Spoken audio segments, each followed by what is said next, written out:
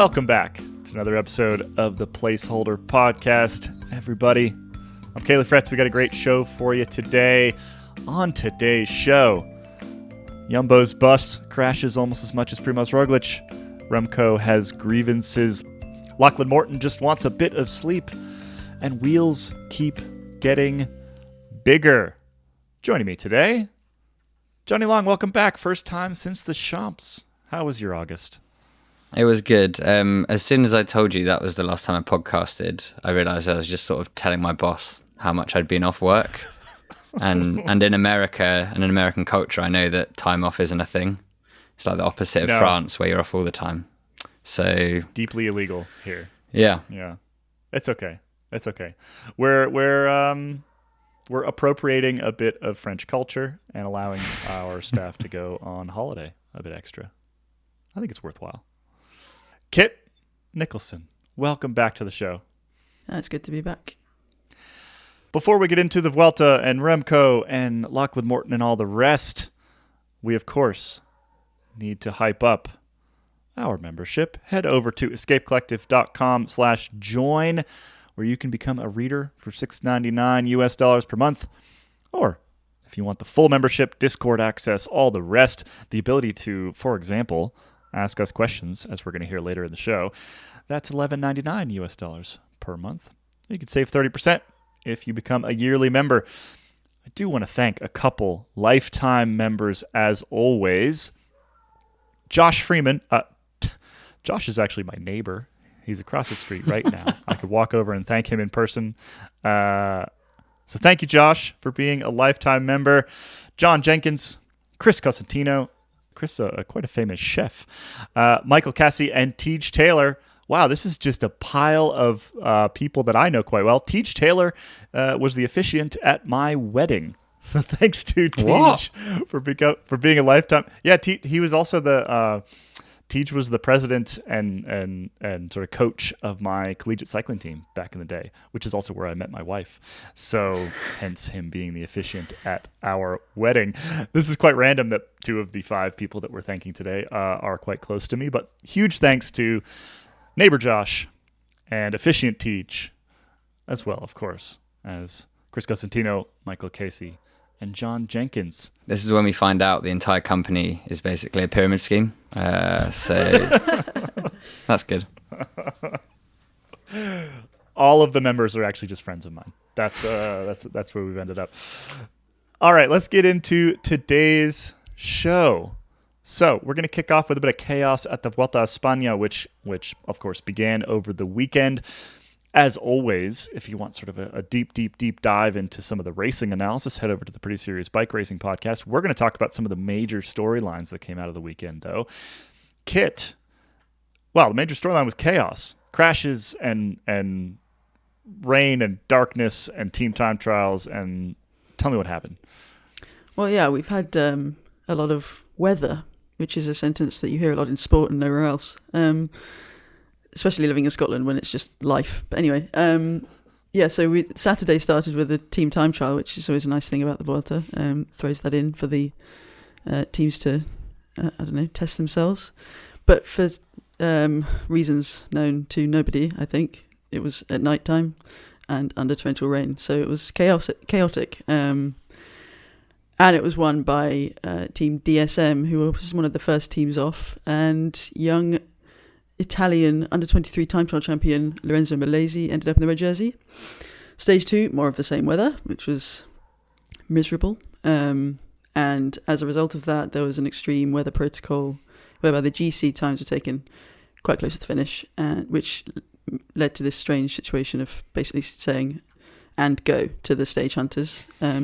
Andreas Kron came out on top after probably the strangest 7 kilometres of bike racing I've seen. And then things returned to a little bit of normality, at least in Vuelta terms, on Monday with the first summit finish. The GC riders got to play. Remco Evenepoel used his punch at the finish to take a second over, was it Vingegaard in second, Ayuso in third? But then he crashed just beyond the finish line and did his interview having just wiped his face of blood. And then the Vuelta is ever going to return to normality, that was the last 2 days when we had sprints, both won by Caden Groves. Well done, Caden Groves. Can we talk a little bit about the crash here? I don't want to spend too much time on this. I feel like it's been discussed at length in bicycle media and elsewhere. But it was quite a strange circumstance. It kind of looked to me like the Vuelta organizers had set up the finish in the way that they do sort of true mountaintop finishes, ignoring the fact that like the last 20, 30 meters of the race, in addition to the bit after the finish line, were actually flat or slightly downhill. So instead of like sort of coming across the line and rolling to a relatively abrupt stop, Remco Evenepoel came over the top at like 40k an hour and couldn't stop, which seems like something that maybe could have been foreseen for anybody who had been there and looked at the finish, perhaps. Well, if it had been Roglic, he'd have been stopping his computer at the top and it wouldn't have happened. Also very true. So, like, was this the Vuelta's fault? Was this the organizer's fault? Was this just Remco, like, keeping his hands in the air for too long? Because, I mean, nobody else fell down. He was the only one. I mean, I would say maybe when you take it as part of the whole that we've seen in the past 5 days, I mean, one of the most egregious moments that I felt, well, maybe it was because of all the other bad moments we've had, was the crash towards the finish yesterday when Marion Vandenberg came around in the lead, came around the last corner and then crashed into what was essentially a wall. It was just, so the design of the corner had kinked inwards at the widest point, which was just terrible course design. And that just made me think, it's another tick on the we're doing a great job here sort of list of the Vuelta. But yeah, the Evenepoel thing, I mean, they put a wall in the racing line. Exactly what they did, yeah. And mercifully, it was decently padded by the looks of it. But yeah, it was just like Marion Vandenberg came around trying to get the lead, which looked like a reasonable tactic because Milano came second, having got that lead through the corner. But yeah, the guy was completely screwed by the course design.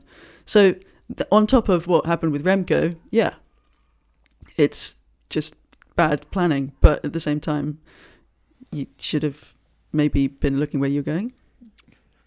For the first 3 stages of the Vuelta, I had like real life things to attend, so I couldn't just sit on my sofa and watch bike racing. And trying to catch up with Says every the cycling single journalist. Yeah, but trying to catch up with like everything on Tuesday morning that had happened was like impossible. Because you're seeing like all these different GIFs and like photos and video clips of Remco, and you're like, how has this one guy managed to fit all of these different things into just 3 days? And one of them was a time trial, which is even that long. So here's kind of my follow-up question here. One of the things that's kind of come out of the last couple of days is this sentiment, or actually it hasn't come out of the last couple of days, but it's been maybe reinforced for some people. I was watching this discussion happen on our member Discord as to whether Remco kind of standing up and talking about these things, whether it's complainy, whingy, or sort of like patron-esque, right? Because one of the other things that we saw, and in particular on the sort of neutralized end of the stage, was we saw Jonas Vingegaard kind of like come to the front of the race and slow the whole thing down and do kind of patron stuff that we haven't seen from him before. Remco is kind of standing up for, you could look at it as standing up for the peloton in some of these things. We haven't really had a sort of patron figure in quite some time. And for those that don't really know what I'm talking about, like the classic here is you go back to like Lance Armstrong as sort of the guy who would yell at the rest of the peloton and refuse to let people into breakaways and generally sort of quite heavy-handed. But there's been others over the years that have been a little bit less Cancellara. Controversial. Yeah, Cancellara was sort of the patron for a while, and they end up sort of being like de facto like union leaders, right? Mm-hmm. Like they stand for the rest of the peloton, and that's kind of the whole idea. Is that what Remco is trying to do?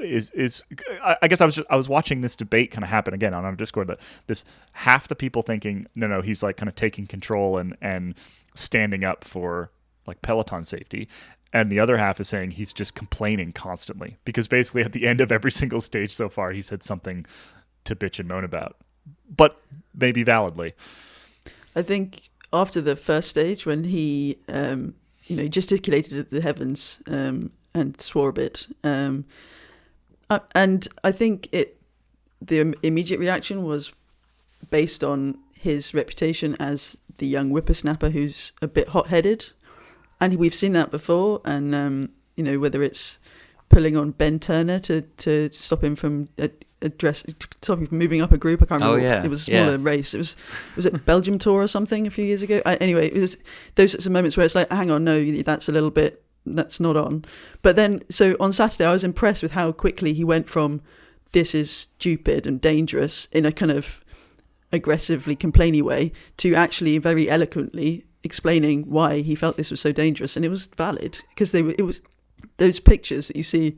It's like going to the cinema and one of these Marvel movies that's not a Marvel movie, a DC movie that's way too dark, and it's and it's like you can't see anything. And I couldn't.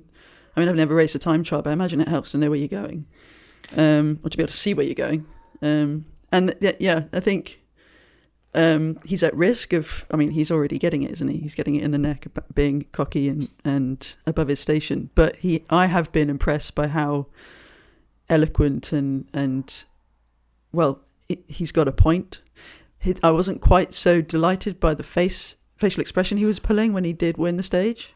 It was like, it's slightly smug. The De Niro. Very smug. Yeah. But I have been, my estimation of him has been on the rise in a personal way, at least where I don't know, the way he approaches things. I think he's just great fun. Like, there are some things that I find a bit sort of too much, like the Pizza Hut endorsements, and then just his general sort of the way he conducts himself on Instagram, like in comments and sort of captions. It's just a bit, that's not my bag. But then he's halfway to becoming like a Tadej Pogacar-esque meme. Like when he did there's that clip of when Tobias Foss beat him at the World Time Trial Championships last year, and he was like mouthing Foss in like disbelief. That was great. And then I was watching the Lantern Rouge guy doing his breakdown of the whole patron thing, like of trying to quieten everyone down. And he had some great analysis of how him and Vingegaard did different, like their hands were different sort of levels in the air, and how that sort of contributed to, like, one was more polite and then Remco's was a bit more forceful. And I want all it, like the cockiness thing. I think if you're winning, then like you can, like the reason you can be that smug when you come across the line is because you are that good and you've just beaten those guys. I don't know. It's entertaining. Well, but like, so here's the thing: is that he's in this race with the guy who's just won the last two Tours de France, who, by any sort of normal measure, like that guy is the patron of this current peloton, right? But we know that Jonas Vingegaard is not maybe that personality. We saw a bit of it so far this Vuelta, but as you point out, his was a little bit more subdued. He's more interested, I think, in speaking to the rest of the peloton and controlling the rest of the peloton, whereas Remco is interested in being the voice of the peloton with media. And those are two very different approaches to similar problems. Yeah, we saw images of Vingegaard going and talking to Enric Mas, didn't we, before stage 2, when they were talking about how they were not going to attack. And it looked like there was a little bit of lost in translation, or Mas kind of wanted to race, even though it wasn't really his stage. But it was that kind of... classic Enric Mas. Yeah, there was a politeness, there were manners about it. And I'm not saying that Remco Evenepoel isn't a well-mannered chap, although I'm not sure I'd call him a chap. I don't know. That's getting into some... Is he a lad? A bit more laddie than chap, yeah. A bit more geezer. I don't know. Geezers for us are old people. Geezer. He's a nice guy. Like, even I've interacted with him like a fair amount in terms of like in person and online, like press conferences and like small huddles and stuff. And he's like perfectly nice, and like I've never seen him be bratty or anything. And I think also you have to have like all these different personalities. Like if they're all just like we complain about how like riders never say anything and just like give maximum respect to the opponents and never single anyone out. Like I want someone to be like, oh, like it's dark and we're trying to time trial, or like why have they got the people at the finish like 50 meters past the line? Like express yourself, Remco Evenepoel.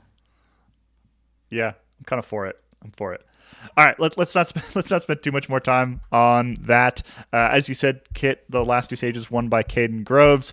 Of course, we're recording this on Wednesday, so we don't know. There's going to be one more stage in between when we recorded this and when you listen, so hopefully nothing interesting happens. There's been a couple other kind of strange things out of the Pro Peloton. So, Johnny, this Marco Brenner DSM Firmenich, what is this? This is not the first time we're seeing weird saddle height issues from this team. What is going on? This team is just so mad, and the thing is as often as these things happen, every time you read them and you're just like, how? So the crux of it is that Marco Brenner has sort of been a bit, he's like a young German guy, like very well touted for the future. I think he's early 20s now, maybe 21. He's been like injured for a few years, or not at the not at the level he would expect. And he'd it's a chronic back injury stemming from a year 2020 accident involving a tractor, which I can't really find much more about, but it doesn't sound great. And then a while ago, he realised that he could help his sort of back issue and injury if he changed his saddle height and setup. And at most teams, this would be fine. If they'd be like, you know what, you fixed it, well done, that's great. At DSM, that's not how things work. And if you want to change your saddle height, there is like a committee to change the saddle height or to change various things. And there's like a guy or one person sits at the top of the committee. Then there's like meetings and notes. And then it's like just basically the rider can't decide their saddle height. It's decided for you. So Marco Brenner was just like, I'm just going to do it. And then he didn't tell the team. The team found out. He got taken out of the Vuelta squad like with a week to go, and he'd been preparing for it for a long time. As sort of an active retribution is the wrong word, but sort of because as punishment, which he accepted. He was like, fine, these are the rules. The weird team that I ride for. But then they wouldn't even put him in to hit the Deutschland Tour, like his home stage race. Like that was also deemed too much of a reward for his poor behaviour. And they're like, oh, you can go race in Canada in like a month's time. So he's like, well, this sucks. And maybe when my contract comes up for renewal at the end of 2024, I'm going to leave. So assuming we're not missing something here and he didn't, do something in addition to the seat post height. But we should say that this has happened before with this particular team. This exact thing has happened before with this team. So it all checks out. This is insane. Yeah. It's nuts. It's insane. It is insane behavior from this team. And they wonder why they can't hang on to anybody of any talent. We should probably point out that they have hung on to some talent, though. Maybe it's not the sort of talent that wins all the time, but they do hold on to some people. And they are drawing Warren Barguil back, although maybe no, I don't know. Maybe there was something else. Like he's towards the end of his career and he will go back. Yeah. Because they'll pay him. But, there are a few Aussies that are stuck around. Roma Bardet seems reasonably happy, although nobody seems to count him as a GC rider anymore now that he's at DSM, which is a bit odd. Maybe he isn't. I don't know. But yeah, it's... sorry, I'm bringing my kind of my devil's advocate. Maybe some. I definitely think it's bananas what's happening over there. But it work. I think it seems to be working for some people. I don't know. I mean, I guess it's gonna. Yeah, it will work for some people in the same way that Team Sky works for some people. Exactly, like less so these days, but sort of back in the day when Team Sky was quite a bit more controlling. It worked for some riders and it didn't work for others, right? And like I remember chatting with Joe Dombrowski because he signed with them very young, like straight out of his sort of like baby Giro time, and only lasted about 2 years, never really got much of an opportunity, and he just never really got on with the team. That's just the reality. Ian Boswell signed at the same time, lasted much longer, ended up on the tour squad. Two different sort of trajectories there. So yeah, like different types of teams can work for different types of riders, but I'm sorry, if you need a committee to change your saddle height and you found a saddle height that makes your back not hurt, like me personally, I'm one of those people that's incredibly sensitive to saddle height. If it's like a millimeter off, I can feel it in my back, right? My back will hurt after riding for a couple hours. If I would just have to quit that team immediately if they told me that saddle height was the millimeter off, because I know what it needs to be. It's a batshit insane policy, and I wonder what other things that they are controlling to that level. They get a lot of homework. It's astonishing to me that they get a lot of homework. They get homework to do, so they have to riders have to write reports on things, is what I've heard. Oh my god! And if you don't like a end of day reflections in your DSM planner. I think that's how I understand it. And then if you don't do it, then you get and a lot of the time the punishment is just more meetings. So then you have meetings to talk about why you didn't go to that meeting, or why you didn't do that piece of coursework. Yeah, that sounds awful. It's one thing to say, yeah, but your power numbers are better at this, whatever. But if you can't move because your back hurts, then that's ridiculous. Yeah, if I suddenly start just pulling all-nighters and writing better features than I do now, and then sleeping during my daytime, and then Caley's like, no, you have to work UK time 9 to 5, a time when Colorado isn't awake. You have to work that time, do less good work. Less good? That's not a word. Doesn't matter. Maybe if I did. It's 2 words, but you could use the word worse instead if you wanted to. I'll think about it. But yeah, it's like that. It's just nuts. insane.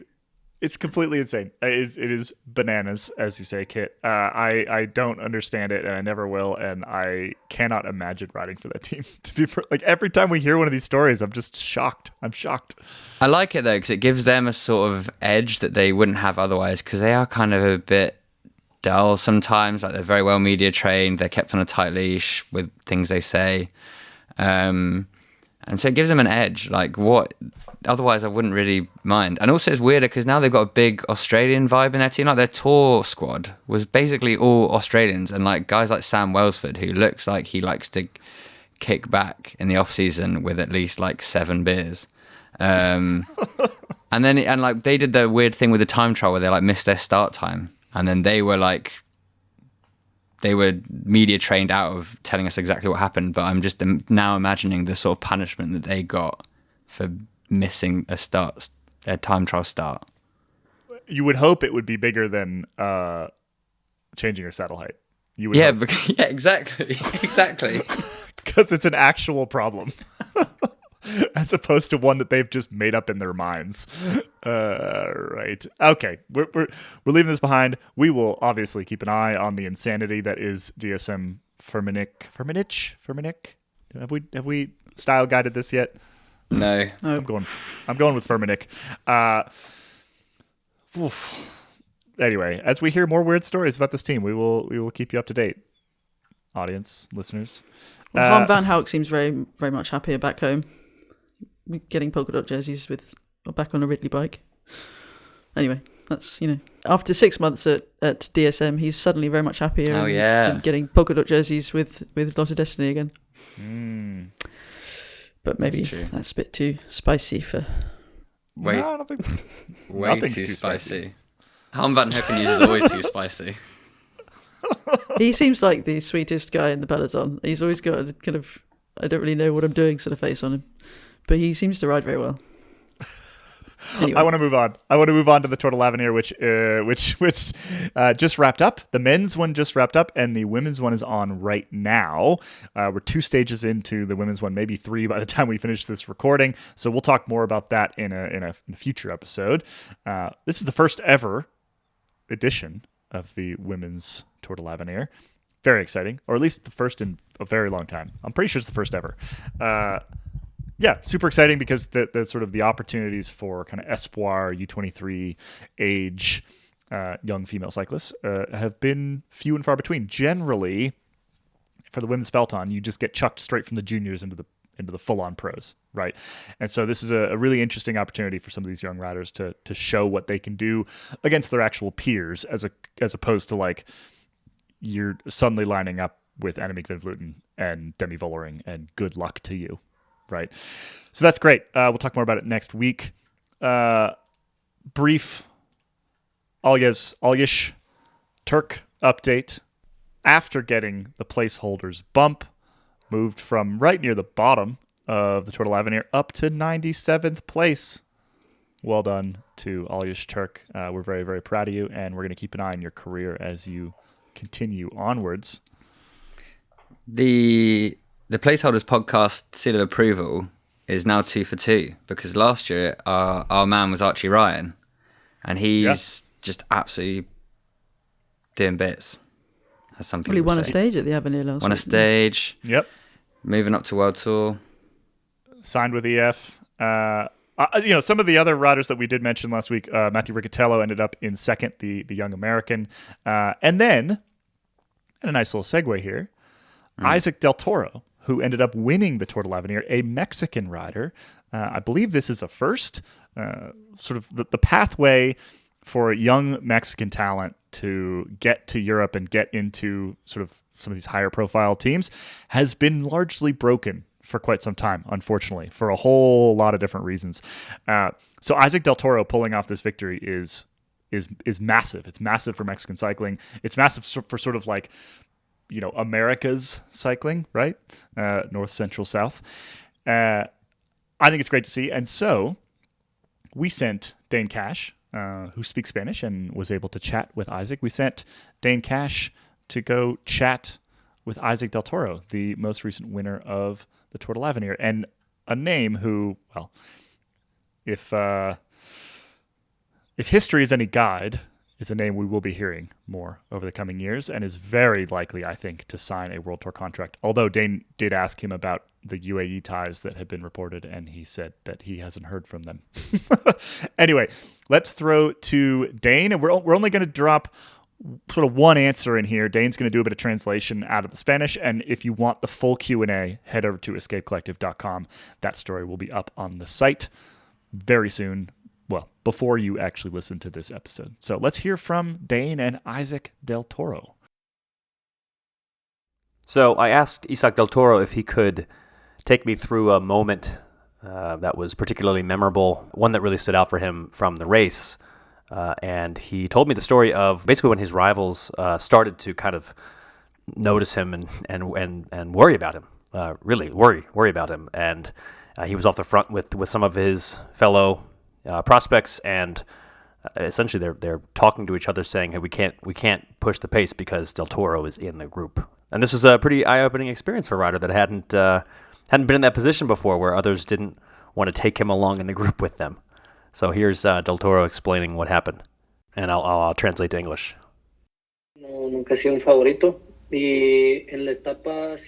I've never been a favorite, and in stage 7B, at the first mountains classification prize, I wanted it, and Riccatello was smashing the time trial in the morning. Honestly, he's a known specialist. He put a lot of time into us. He is an incredible athlete. Well, what I wanted to do at the first mountain was go for the points. If we're going to climb full gas, I just wanted to take advantage of that. And if we're all going full gas, well, we're going to get some points. Be at the front. So I saw a Norwegian said to a rider from Great Britain, hey. Obviously, it was all in English, but stop, we can't go. And the rider from Great Britain was really angry. He said, why? He got mad. In the end, he was in second position.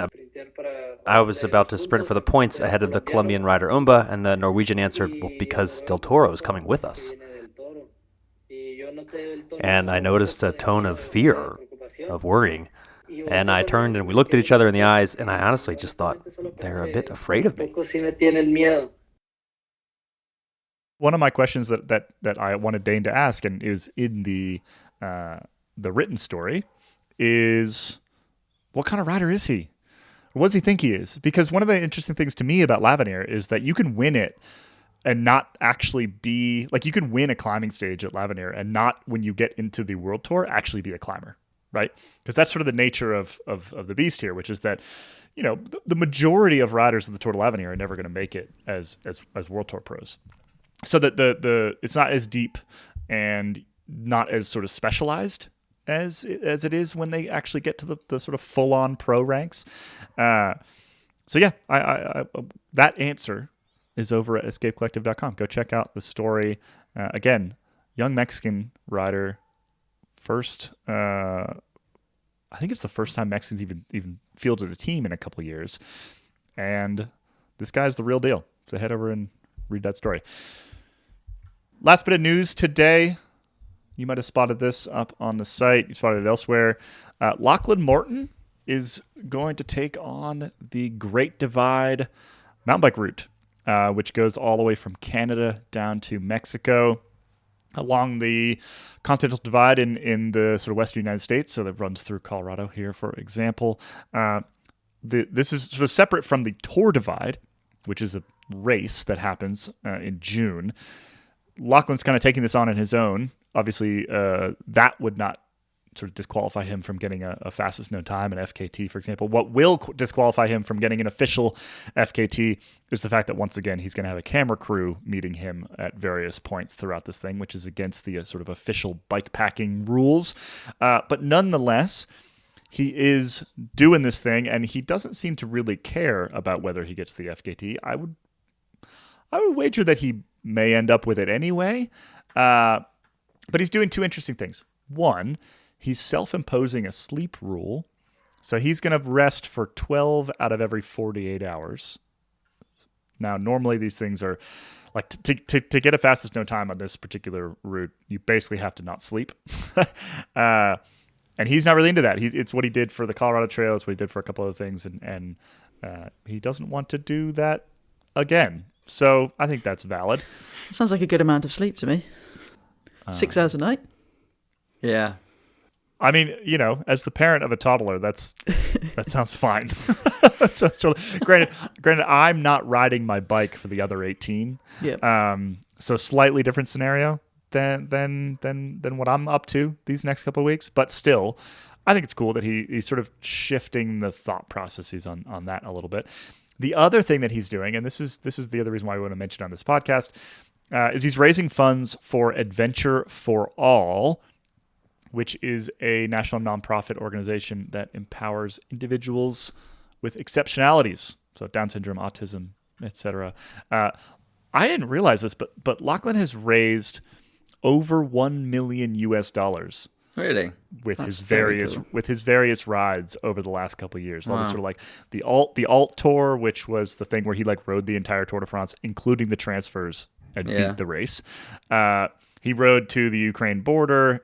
He's done Colorado Trail, and all of these things he's raised funds throughout, and over $1 million to various charities. So obviously this one is for a fantastic cause. We have a story up on the site. There's a link in there if you want to donate. EF is also, they've got a bunch of pages up. You can find the link to donate, and you can follow Lachlan's dot should you want to do so. So right now, I'll tell you where he is. At the time of recording. At the time of recording.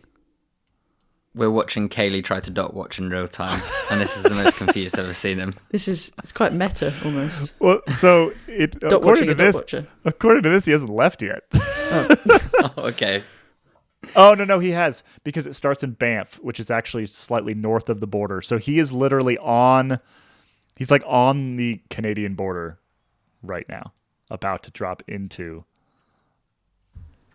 the land of the free and the home of the brave. I thought maybe he'd started with a big sleep and then was going to get going afterwards. Oh yeah, that's the way to do it. I do. Hit the stopwatch and then fall asleep immediately. I think that's It is a good thing to do though, because it does kind of ruin my enjoyment of like watching people do it when it basically becomes a no sleeping contest.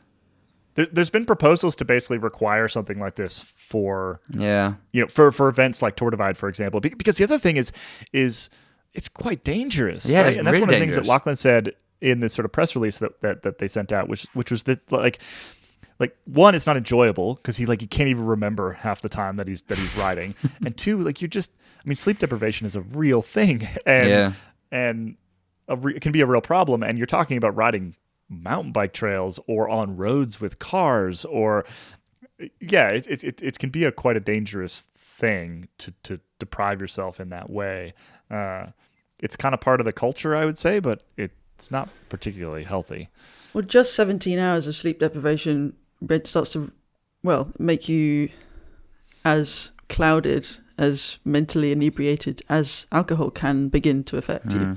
And you can, and it's equivalent of having some sort of, I don't know, I think 17 hours is equivalent of 0.05 on the Okay. breathalyzer scale or something, which not insignificant. Obviously, they can't actually test you for it, but once you've had more than 17 hours, which a lot of bike packers do, you're starting to get into really easily.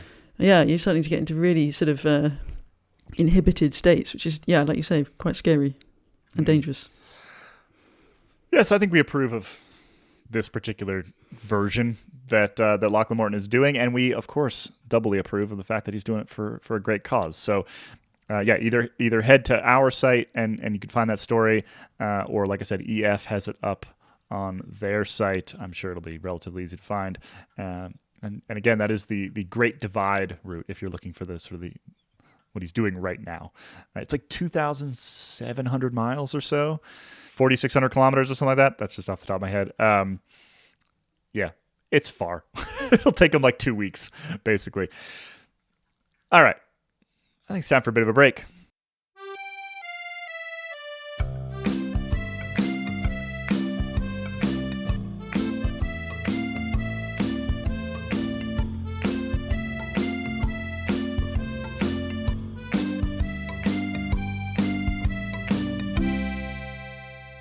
Welcome back, everybody.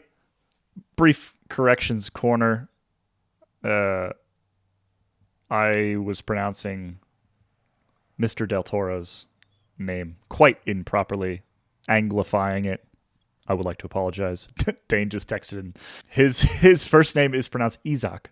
Isaac, of course, which is the sort of the Spanish version. Isaac probably would sound quite weird to him. So corrections corner right there. We regret the error, and we will do better going forward. We're going to have a new segment for everybody today. We're going to start adding listener questions to the show. We're sticking these in the member Discord, so if you are a member of Escape Collective, you can drop questions into us. I think we'll also maybe make an email available, but we're not going to say it out loud here because you got to be a member to play. Today, we're going to keep it kind of slim today, and we're just going to go with one reader question, or I should say listener question. Johnny, who are we hearing from and what do they want to know? Today's listener question comes from David Savage, which is also a great name. And it's, how would each of the hosts of this podcast, I presume, define as specifically as possible the often invoked spirit of gravel? Good question. Oh, interesting. Maybe asked slightly tongue-in-cheek, if I had to guess. I would imagine so. Kit, what do you think? How do you define the spirit of gravel? Where might you find it? Where might you find it?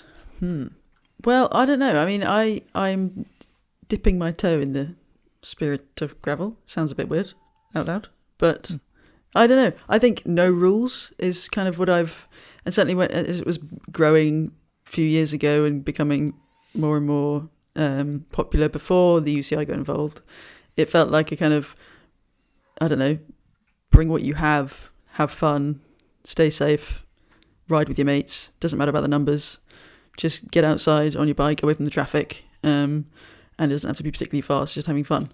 I think that's kind of, as I said, that's not very specific or concise, but it's kind of that's why I bought an off-road bike. Get off the road, or at least get away from the bike computer, and don't worry about aero, hairy legs, all that. Maybe that's the spirit of gravel, hairy legs. That's specific. There we go. The spirit of gravel is hairy legs. The Gravel Worlds was, I think, last weekend or the weekend before, and the guy that came in second, I was looking at Ben Delaney's YouTube.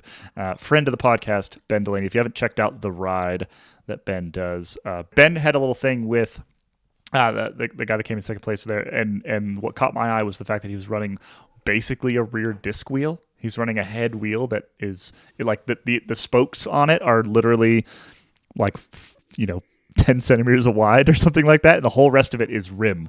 So it's basically a disc wheel, and I would say that is not the spirit of gravel. The opposite of that. Was this the World Championships? I thought the World Championships were in October. No, that's the UCI. This is gravel. Yeah. This is Gravel Worlds. See, different from the World Championships, right? Yeah. Johnny? The Spirit of Gravel is having 2 world championships, I think. And I was privileged enough to attend the UCI World Gravel Championships last year. And I think the Spirit of Gravel was after the finish. I can't remember the very pretty Italian town it was held in. Veneto, that was it. Yeah. Yeah. And as we came out of the press centre, there was like normal Italian folk sitting around having Aperol Spritz, and then there was just like one pickup truck. I don't think the people were American, but they were sort of wearing jean shorts, flannel shirts, and they were like drinking like tiny beers. And just like that set against the background of like beautiful, very old Italian city, I think that's what that was the most obvious thing that was a Spirit of Gravel to me. So tiny beers, jean shorts, flannel shirts. The most succinct description of all of my friends that has ever been said on this podcast. Seeing as they're lifetime members, maybe I shouldn't have said that. And myself. That's also fine. So the Spirit of Gravel is definitely hairy legs, 100%. The Spirit of Gravel is definitely not aerodynamic anything. The Spirit of Gravel is absolutely flannel shirts and tiny beers and a pickup truck. Maybe not a pickup truck. We can take or leave the pickup truck. Spirit of Gravel is actually mountain bikes. That's what most people don't realize is that the Spirit of Gravel is. You have that T-shirt, don't you? Exactly. Yeah, I have a T-shirt that says it, which is proof that is the case. Another version of this answer would be the early 20th century Tour de France, because that was all on gravel. Wow. Heck yeah. The Alt Tour, Lachlan Morton's Alt Tour is the Spirit of Gravel. Right? Well, yeah, but I mean specifically, it was on gravel. Riding on the Tourmalet on a horrible gritted road. Also very true. Yeah. Well, this I'm is glad where we solved cycling it. began. We've solved it for David Savage. David, thank you for dropping your question in. If you have more questions for us, they can be anything. We can solve your deep philosophical conundrums. We can answer things semi-succinctly. There is a thread in the Discord where you can drop those questions in. And should I offer people an email? Yeah, give them mine, because I only get emails from people sending me pictures of washing machines, so I'd like to switch it up a bit. I don't even get all the press releases from the teams because they refuse to add me to the list. So literally that's all my inbox is. So let's do it. Let's do Johnny's inbox a favor. If you are a member, and let's make the rule here, you have to include your member number. Yes. In this, which is when you're logged into the site, it says it up at the top next to your name. You got to include your member number. Then you can ask a question. You send an email over to Jonny. That's Jonny, no H, Jonny.long at escapecollective.com. LONG. LONG. No E at the end. He's not fancy. I'm not fancy. I would also like to accept some questions in sort of the agony aunt variety, but don't make them about like your relationships. Make them about like a bit bike related, like maybe your club or like group ride stuff. Not that I've ever done any group riding, but I would just like to give answers to these problems without any experience, because I feel like maybe I'll come to some answers you'd never thought of. What is agony aunt? Oh my god, you'd love it. Oh, it's great. Okay, so basically it's generally speaking, it's sort of middle-aged women who have columns in national newspapers in the UK, and people send in like their relationship troubles, like things their husbands have done. Dear Jane. Yeah. And then this person gives them advice, and depending on the publication, comes with a varying degree of usefulness. But it's like it's like a format. Sometimes it'll be useful and it'll be, very serious gardening tips, and sometimes it'll be completely satirical nonsense, which is the more fun version, which I think is what Johnny's going for. Yeah, so send us your agony aunts if you are having troubles with your relationship with anything. Your bicycle, your significant other, your best friend, your mother, washing machine. Your washing machine. Mm-hmm. We want to hear about your relationship troubles. Jonny.long at escapecollective.com, or drop them into our Discord. Please and thank you. All right, we have 2 more segments today. First, we're going to go talk with Dave Rome about a bigger wheel size. We're going to do a bit of tech in this episode. This will be a quick little bit, but it was one of the most interesting things to come out of the last week or two in the tech world. So we're going to chat with Dave Rome about that. And then we're coming back and we're going to quiz Kit and Johnny, who haven't listened to this conversation, about this new wheel size. Great. Let's hear from Dave. Okay, so tell me a little bit more about this actual wheel size. You said it's not quite a 32. Yeah. It's bigger than a 29. So 700C road size is a 29 inch wheel. Same. Yeah. This is 750D. What is that? Where does this number come from? What is this? Yeah, so I mean, 29er is basically a 700C wheel with a bigger tire that then measures 29 inch. This is effectively trying to match that, but with a skinnier tire. So it's kind of, imagine a 29 by, say, 2.2 inch mountain bike tire. It's quite baggy. It's quite big. It looks like a mountain bike tire. You've got all the weight of it.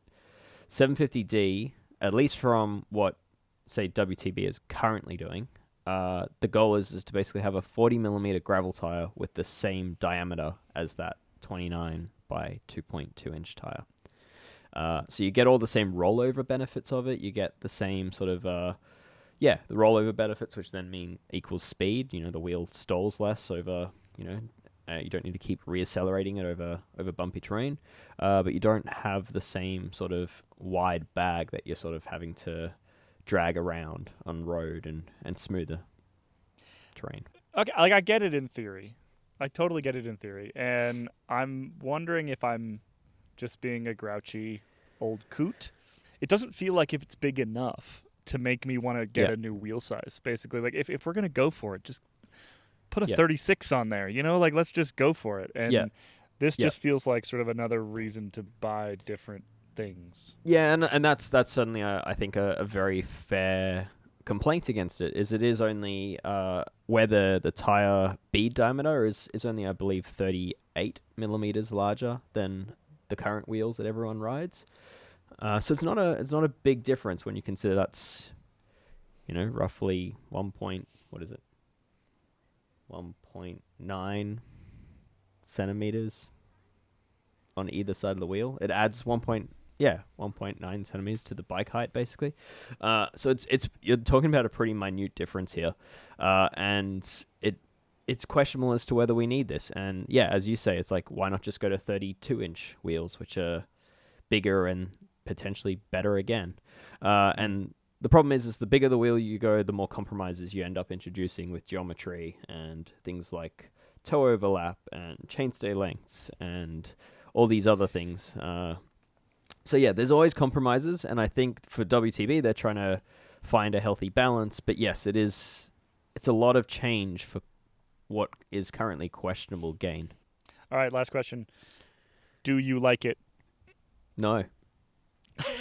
I mean, so the thing is I haven't ridden it, so I'm not super well placed to say whether I like it or not.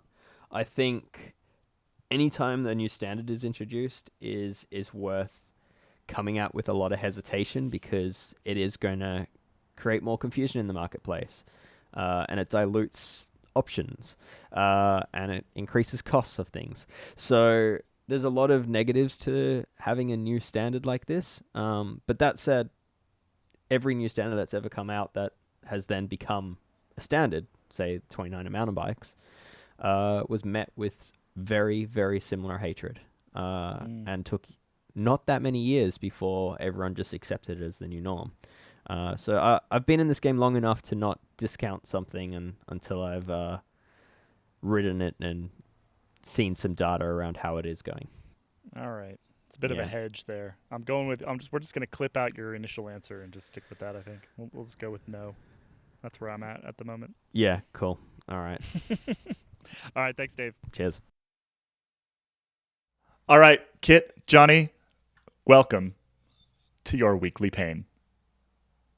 This week's quiz show is based entirely on this new 750D wheel size, which is bigger than 700C, also bigger than 29, smaller than 32, and smaller than 36. Golly. Got it. As a brief update, on the current weekly pain standings. I put these standings in our Discord and then Dane realized that I had screwed it up. So currently, Dane and Kit, you are both tied on 4 points. The way that we decided to do this is it's going to be run basically like a football/soccer league. A win gets you 3 points, a draw gets you 1 point, a loss gets you 0 points. So currently, we've got Dane and Kit in the lead with 4 points. We've got Ian with 1 point. Jonny, Ronan, and me. I don't know why I'm in there because I'm asking the questions. We all have 0 points. So this is an opportunity for either Kit to take a commanding lead or Jonny to play some catch up. Let's get into the questions here. I've actually sat forward in my seat ready for this. I don't know why. So you're each going to get 2 questions here. If you get a correct answer, you get like 1 point. If you get it wrong, you get 0 points. Whoever ends up with most points at the end gets the big points, the 3 points. If we end up with a 2-2 tie, I do have a tiebreaker. Who wants to go first? Kit, you first? Yep, fine. All right. According to Nate Bradley, Moot's chief frame designer, what is the primary benefit of the larger 750D wheel size? It is A, increased tire volume for better traction, B, improved agility and maneuverability, or C, lengthening the contact patch for better stability and float on soft surfaces. What was the first one? Increased tire volume for better traction.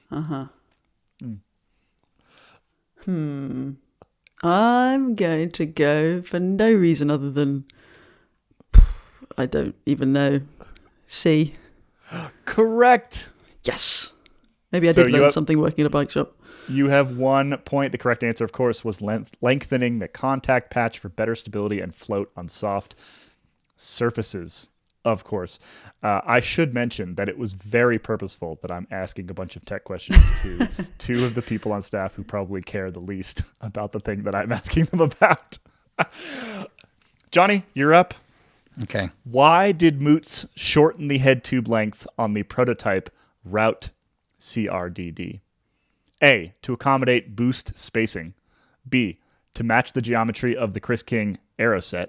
C, to compensate for the larger fork that accommodates 750 by 40 millimeter tires. The problem is, by this point, I've been so Pavlovianly trained to just dip out and not listen when someone on the podcast is talking about tech that it was even a struggle to pay attention when you're just talking to me. What was the first one again?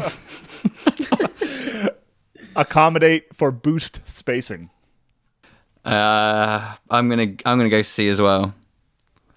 Correct.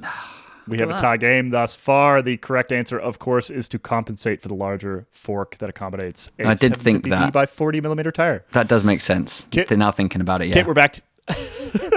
Kit, we're back to you. According to the story that Dave Rome put up on the site, what is the bead seat diameter of the prototype 750D wheel size? Oh, we're getting thrown in the, I don't know.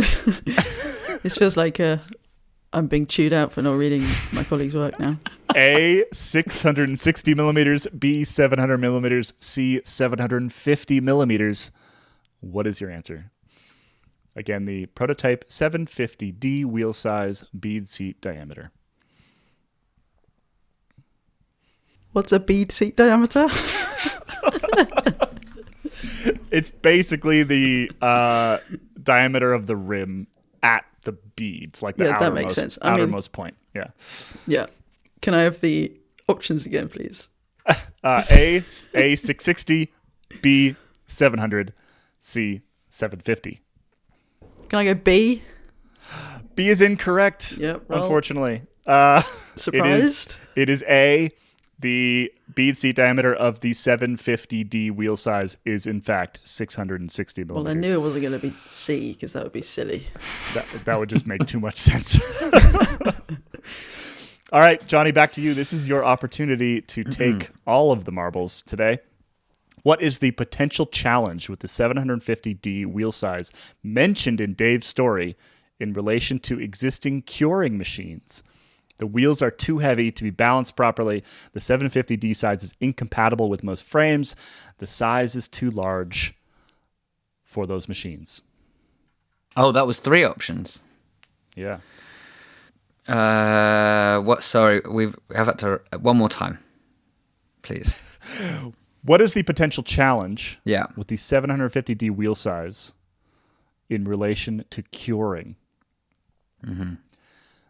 The wheels are too heavy to be balanced properly. The 750D size is incompatible with most frames. The size is too large for the existing machines. The problem with this one is the first questions, it was obvious which one was like just sort of marketing, like gumph. Like, so I've edited enough of these like pieces now to know just like what is how they, because they all write in that same tone. It almost feels like there's a trick question in this one too, which there might not be, but it feels a little bit like that might be it. Yeah, and the problem is I'm probably going to pick that one because I'm like, yeah, that makes sense, obviously. I'm going to go with the middle one about them being too big. Incorrect. Incorrect. I would have done the same thing, Johnny. It was not a trick question. The actual answer was they just don't fit in the curing machines. That is the problem with the curing. Why have they made them like that then? Why would you make them like that? So we have a tie. And the way that we're going to break this tie More is tech I'm questions. going to ask you. Nope, this is not a tech question. Uh-oh. This is a quote from a high-profile general manager in the World Tour, and you are going to guess which general manager I'm talking about. Okay. And this is literally the first person to shout the name out. Well, Johnny's got a lag, so that's good for me. Here is your quote. This is a very strong group of riders who are ready to take on this race. We start every Grand Tour hungry for the win, and I know every single rider is going to give everything for the team and each other. Johnny, you are correct. I was going to say the wrong name anyway, so that's good. That was Rod Ellingworth. Could have been anybody. Exactly. With a completely bland quote ahead of Brilliant. the Vuelta a España. Johnny takes home all of the marbles, takes 3 points. Congratulations, Johnny. You are now in, well, basically third place. It goes Dane and Kit still tied on 4, Johnny with 3, Ian with 1, Ronan still hasn't been on the show since we added this, and still has 0. Well done, all. I feel so tired now. I feel myself getting really competitive. Yeah, same. And then when Johnny's on his last question and I've got 2 and I'm waiting for, it's funny. It's like being with my siblings at Christmas. I very much enjoy it. All right, well, that's it for us this week. Thanks to everybody for joining along, for putting us in your ears. As always, head over to escapecollective.com/join. If you listen to this podcast regularly, it's really the least you could do is head over and join up because it supports everything that we do here at Escape Collective. It's the reason why we can do everything that we do. So head over and do that, please and thank you. And that's it. We'll be back next week with another episode of the Placeholder Podcast. The last thing I'm going to leave you with before we shut the recorders off is this week's correct answers. This week's correct answers are Sam Welsford, Simon and Adam Yates, Tadej Pogacar, Wout Poels, Jai Hindley, Magnus Cort, Julian Alaphilippe, Florian Vermeersch, and Alexander Kristoff, of course. We'll see you next week.